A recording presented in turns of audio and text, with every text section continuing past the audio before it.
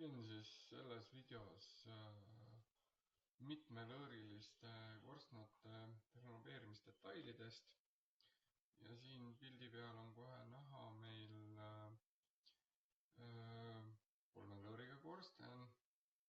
Koosneb siis ühest vahemoodulist ja kahest otsamoodulist. Nii, siin on siis kaks otsamoodulit, moodustavad siis kahelõõrilise korstna. Nii, ja siin on ka üks neljalõõriline korsten. Otsamooduli üks sein on siis 120, teine on 60. Vahemooduli seinad on siis mõlemad 60-sed, nii et kaks 60-st seina annab ilusti 120-se seina kokku. Ja neid linkides saab siis kokku panna ükskõik kui pika korstna, isegi 10 lõõriga ventilatsioonikorstna, kui on vaja.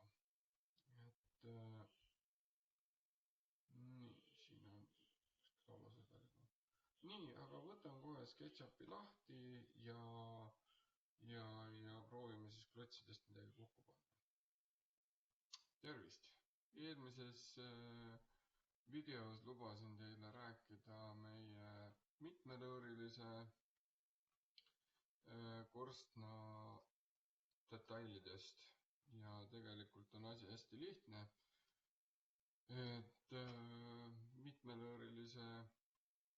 Mitmelõõrilistele korstnatele pakkuda ka samasuguseid renoveerimisdetaile, kui tegelikult vaja disainida ainult kaks erinevat klotsi.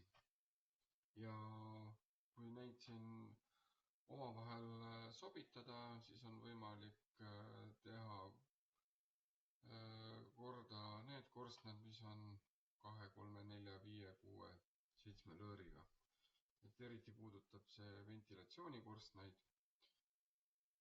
Nii, võtame siis alustuseks kahe lõõriga korstna. Mul on siin üks kahelõõriline telliskorsten olemas ja selle renoveerimiseks ei ole siis vaja mitte midagi muud kui kahte otsamoodulit. Kuna otsamoodulil üks sein on siis 120 ja teine on 60, siis täpselt annab ta siis kahe lõõriga korstna välja. Nii, ja edasi ei ole siin muud midagi, kui lihtsalt klotsid üksteise otsa visata.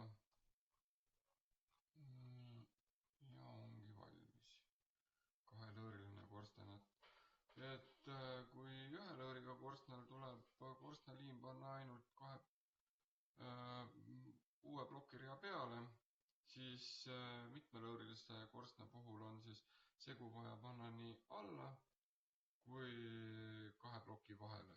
Tuleb siis segu sinna vahele kammida ja plokid omavahel kokku suruda. Nii, ega siin ei ole keerulisem ka 3 ja 4 lõõriga korstnad. Nii, siin on nüüd 3 lõõriga. Siia on vaja siis nüüd otsamoodulit ka.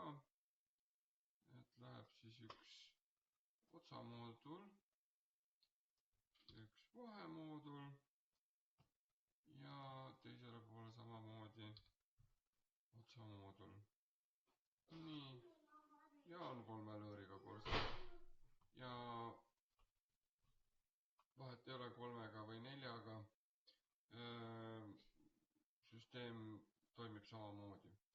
Nii, kui aga juhtub selline variant, et meil on nüüd selline korsten, kus on mõlemas otsas on siis 14x27 lõõr ja keskel on 27x27 lõõr. Mida siis teha? Selleks puhuks tuleb siis kasutada natukene pottsepaleidlikkust. nii, et otstesse paneme siis kaks otsamoodulit. Nii, ja vahele võtame siis ühe kahekivi mooduli ja lintsaega lõikame tal lihtsalt 6 sentimeetrit kummaltki poolt ära. Nii, ja paneme selle siia siis vahele. Nii, et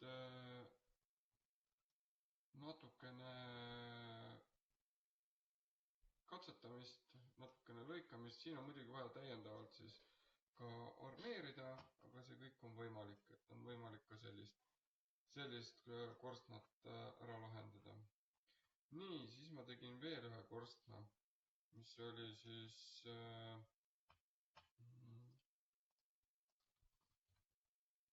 4 lõõriga. Et siin sellisel puhul tuleks siis võtta need otsamoodulid ja mõlemal lõigata siis 6 sentimeetrit maha, et ja siis panna nad kokku.